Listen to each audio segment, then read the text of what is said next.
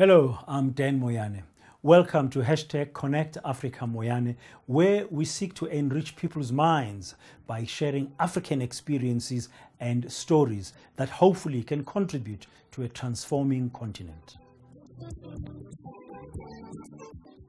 Okay, Thebe, you've been to each and every country in Africa, and I still count about 52 countries in Africa. I mean, there have been additions that have been made, and I just wonder, how did you get the time to really do this? How did I get the time to go to all 54 countries plus the disputed Western Sahara?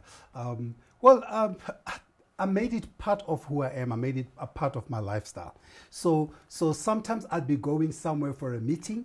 I'd be going to, let's say I go to a meeting in Kenya, and I say to myself, what else is surrounding Kenya? Can't I extend my time? Because I'm already out of my country and I'm already close to other countries. That's how I started adding the countries. And matter of fact, that's how I did. I started doing regionally. I said regionally and link it to my trips, link it to business, sometimes link it just to pure. Some of them I just went there for the country.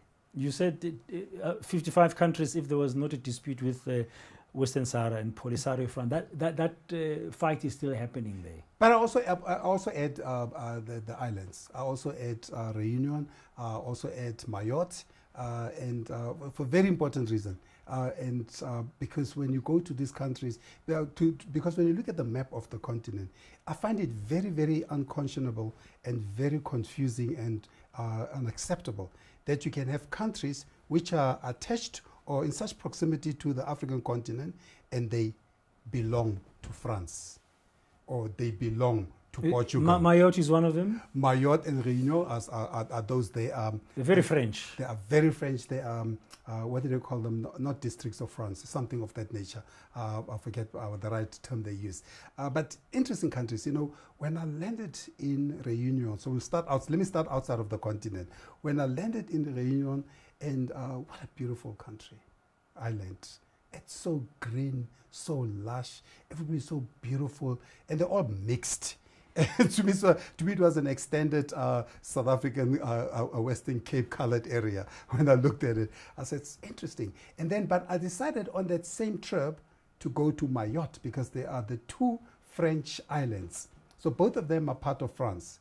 So when I left Réunion, I took a plane to Mayotte, and from the airport, I could feel the difference.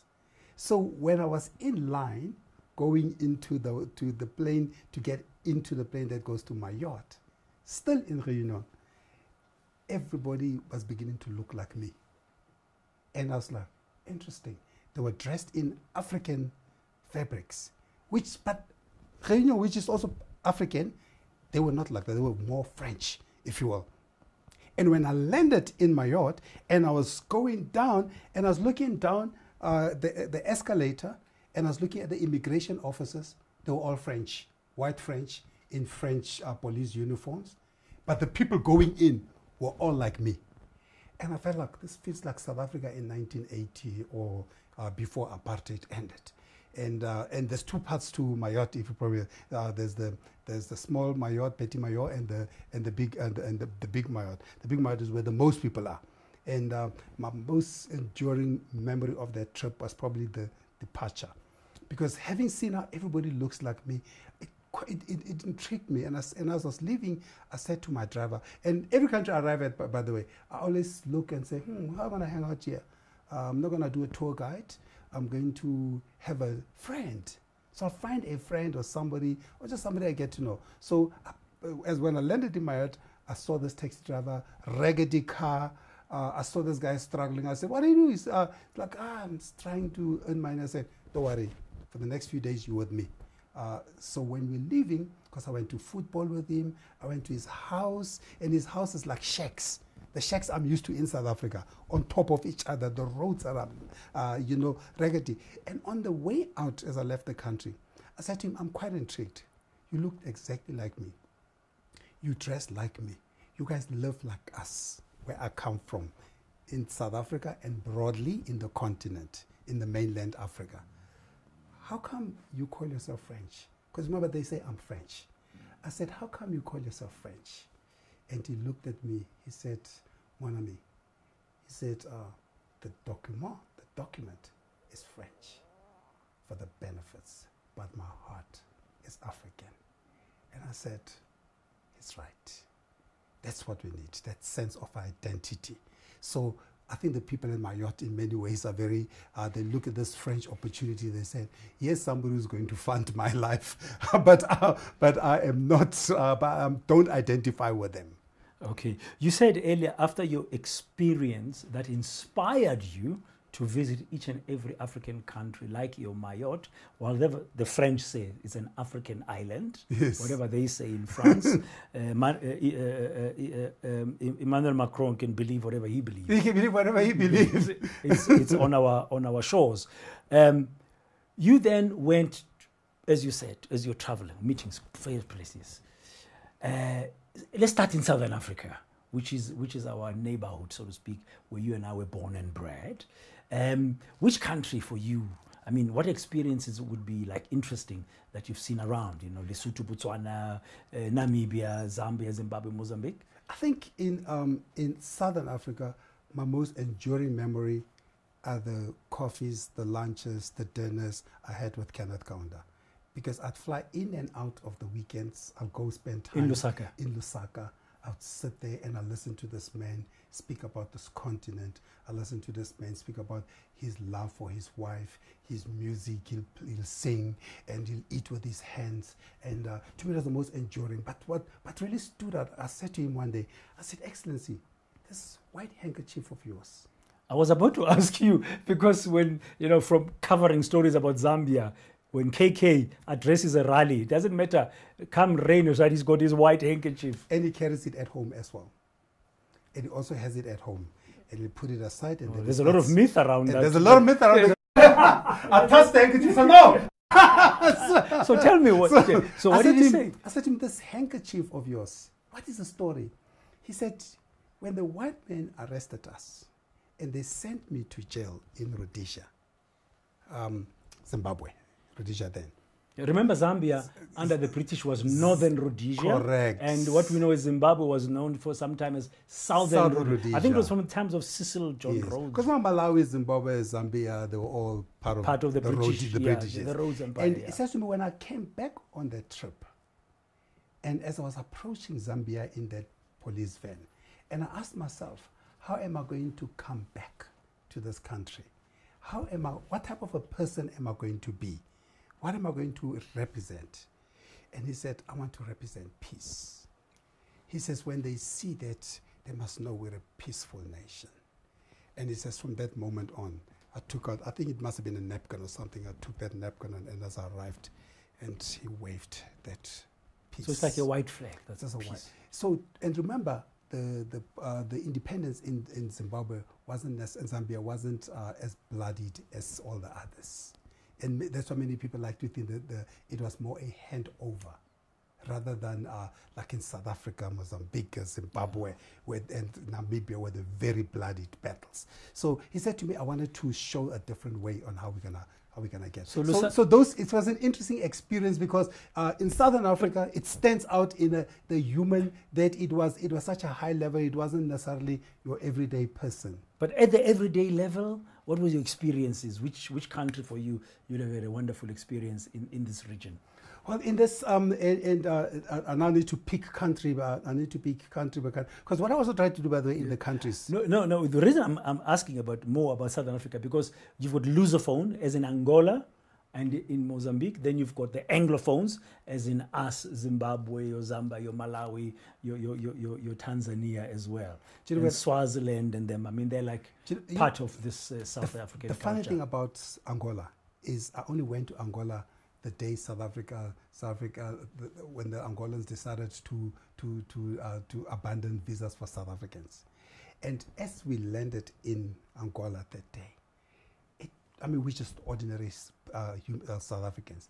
But the warmth they received us with at the airport, because I was in the first plane, and I was just a private trip. First plane with everybody else, they were so excited. They ran up to us and says, welcome to Angola. I was like, my goodness, we just normal. And they were interviewing us. What does it feel like to be in Angola? I said, beautiful, but you know, Angola is a beautiful country. Beautiful. I mean, whether it's going on to the beaches and eating the fish that they just grab there. And did you pick up a few Portuguese words there? No, I'm terrible because I'm very bad with languages. And food-wise, how did you find Luanda?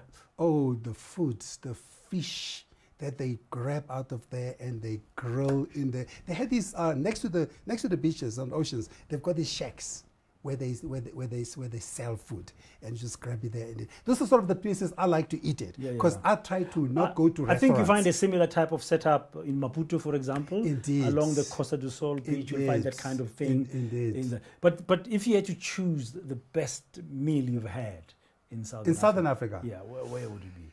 In Southern I mean, you've been everywhere. I know. So now I'm trying. Yeah. And to me, my favorite meal in Southern Africa, I'm not necessarily a pescatarian, so I'm not into fish and all those things.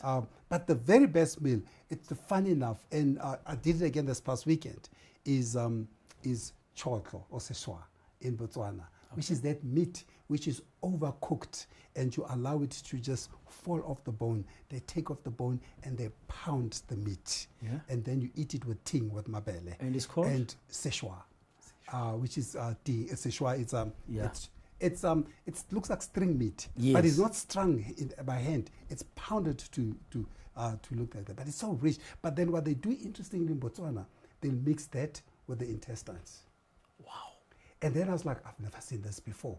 But what a delicious meal to have.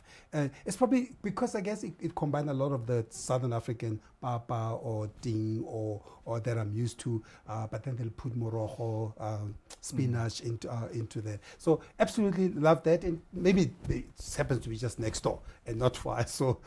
But I mean a lot of the. And I'm not a food person, but everywhere else I try to eat everything. Yes, No, I mean, I saw you on your post on Instagram. Yes, I eat everywhere. Every country I eat what they eat. Okay, you've sort of given me an idea or given us an idea about Southern Africa. Let's go to now East Africa. East Africa. Yeah, you've raved about their technology, about their innovation. What about their food? About their food, I guess if you go to that part of the world, if you go to Tanzania, Rwanda, Kenya, the first thing they'll ask you is, did you try our Uganda? Did you try our nyama choma? And the Kenyans, of course, will say nyama choma is what we call a barbecue brine meat, and it's goat meat roasted on open fire. But I'll tell you, one of the interesting one. I'd come from Kilimanjaro, and we're quite hungry. And we stop in Kenya. So we decided to go to Kenya. We go to this nyama choma place. There's lots of nyama chomas in Kenya. It's their standard eatery, if you will. And I go to this nyama choma, and they brought a whole leg. And there was 2 of us. And I said to this guy, but there's only 2 of us. How can I deal with the leg?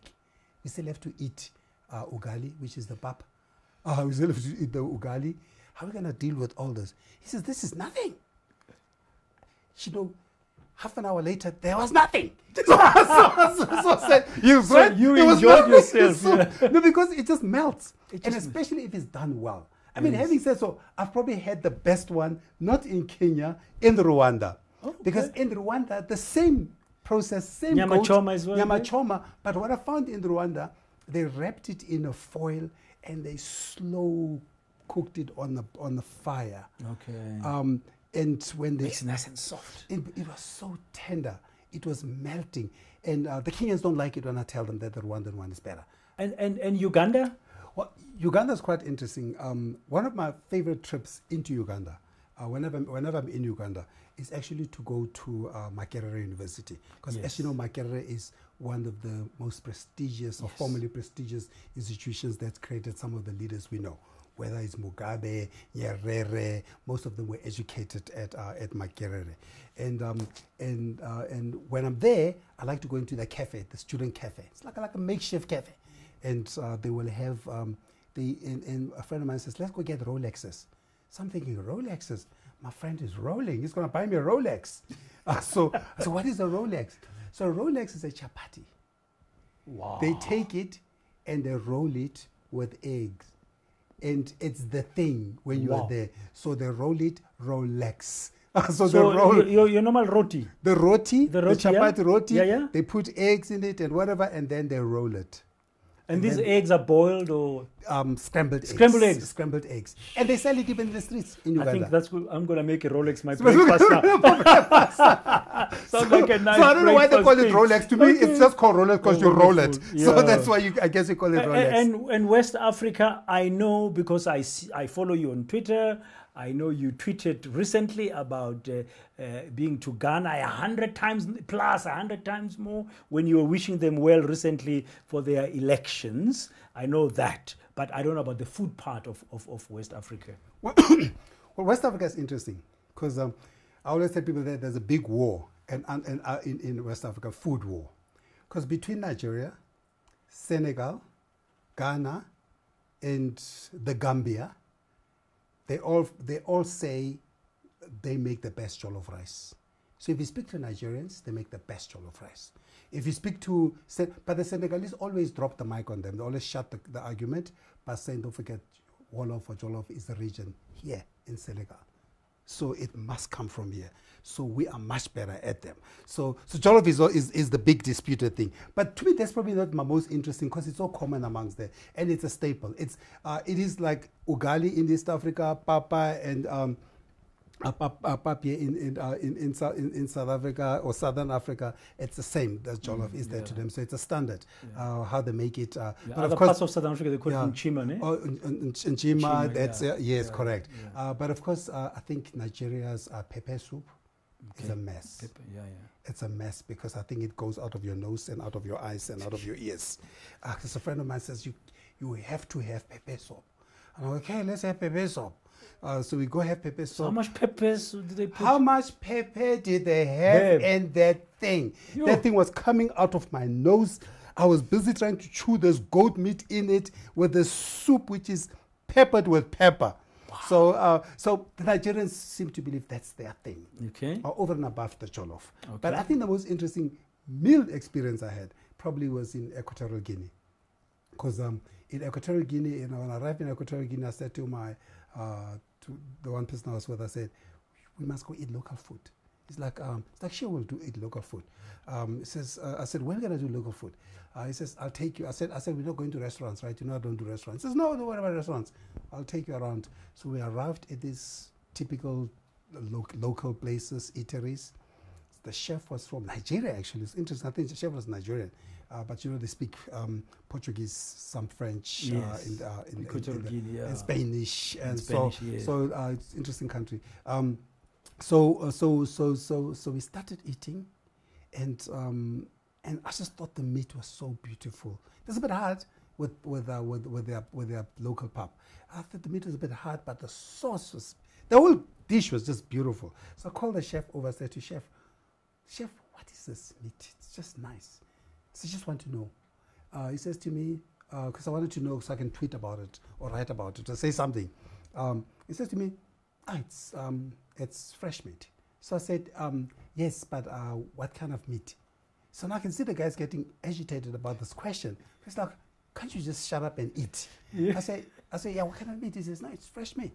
So I say, it's fresh meat. So I said, I'm not going to ask questions because my host here is enjoying himself. Okay. He's relishing whatever he's eating. So we finished eating. Literally, we drove a minute out.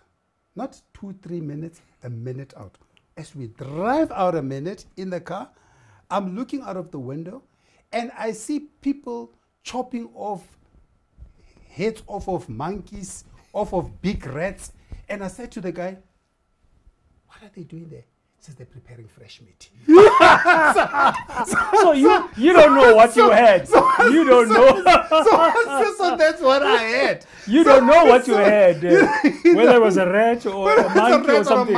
It was fresh I just meat. know it's something I don't eat. It is fresh meat. Home. But it's what an experience. But it's something that they say, they say the man who doesn't travel thinks their mother is the best cook. Yes. But also, if you don't question, everything works. Everything works. Everything works, and it's also part of how you get to know the people and their culture. The Maghreb region. Yeah. Okay, the Arabic influence there in the north part of Africa. Food-wise? I mean, the interesting thing about that part of the continent, the Arabic part, but I'd also come down into the Sudan's, Okay. but I also would also include Chad for some reason into that space. Is that part of the world, there's a culture of eating and sharing. Because I think if you look at those part of the world, also Ethiopia, which is not Maghreb, but also Ethiopia, the culture is so similar in terms of when they eat, they all eat out of the same bowl together, because food is such an experience. Food is such a culture that has to be enjoyed. But I mean, that part of the world, they're known for their couscous and their lamb and spices and their spices. But I'm not a great fan of couscous. Me too. I just never got into it. What I did get into is just the whole idea of eating as a family, even as a foreigner, being brought into the home to eat together, because they celebrate eating together, because it's part of an important part of bonding as a family, and also of welcoming guests from outside. And finally, what I would call the Central African side of you've got Central African Republic, you've got your DRC, you've got your Congo, Brazzaville. It is a little bit to the west as well.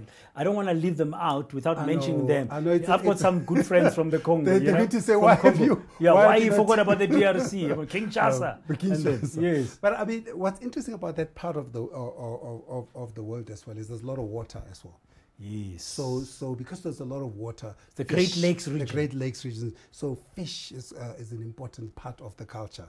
So anything fish that's brought out. I mean, I'm trying to remember the country we just went as well there, fetched the fish there, and we burned our own fire and created our own braai. And this is freshwater fish. Freshwater fish. Unbelievable how they can prepare that fish. Because I always look at this, anything fresh, I always look at this, doesn't have to die for 3 months first before we can eat it. But they thrive on. I mean, that part, most of the countries beyond South Africa, they live a very organic life. Whether from the vegetables, or whether from the animals, whether it's a pescatarian animals, or whether it's a red meat, most of it are very organic. So we'll appreciate that. And that part of the world more than anything else. And I appreciate that about that as well. Thebe, as we conclude, you are a marketer, you're a respected brand expert. You've won many awards on the continent for the work that you do. And the passion is very visible. Your heart is in the right place. There's no question about your identity, just as we conclude. But I'm going to put you in the spot, and I know that you'll manage it because you're a marketer, okay? I want you to give a young Thebe, a 15-year-old Thebe, advice from what you've seen in terms of the continent I'm talking about.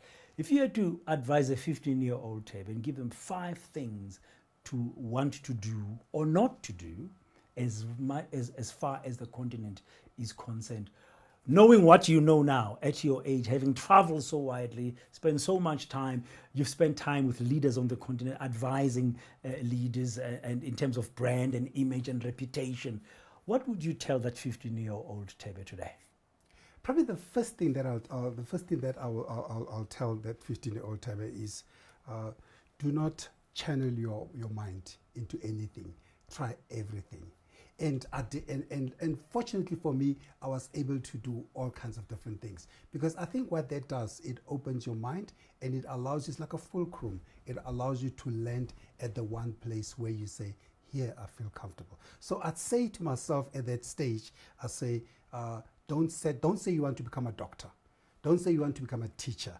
Don't say anything. Just say you want to be successful and you want to find your passion. So the first thing is passion, is find what inspires you, what makes you passionate. The second thing I probably will say to myself at that stage is, whatever you do, before you do anything else, just travel.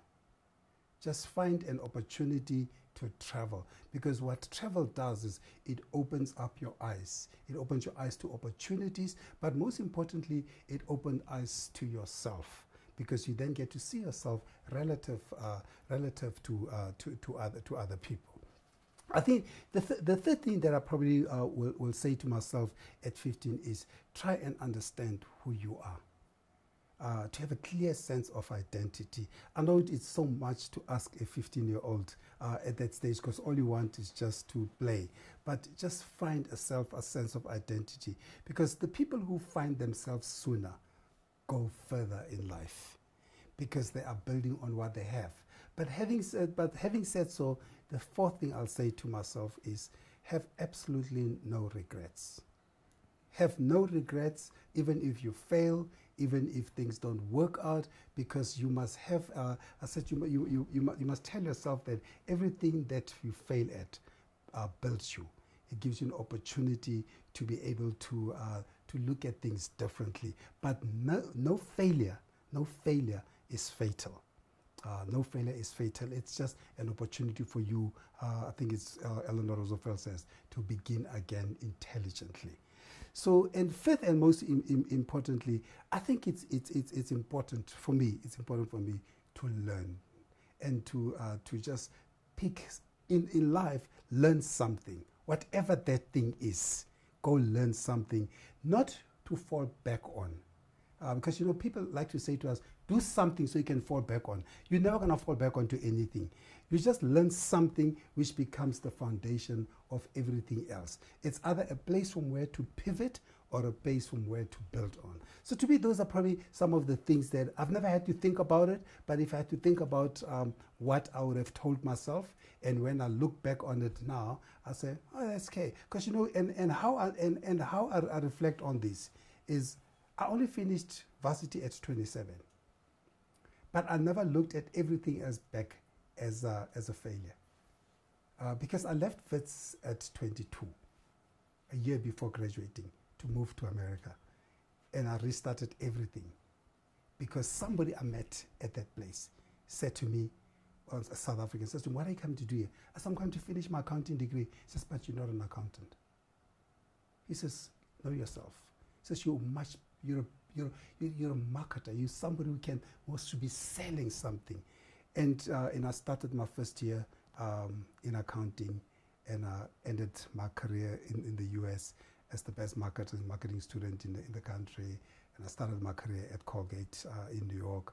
So I know these things, and I know growing up that I did so many different things, from piano to tennis and I was going to become everything, and I became none of those things.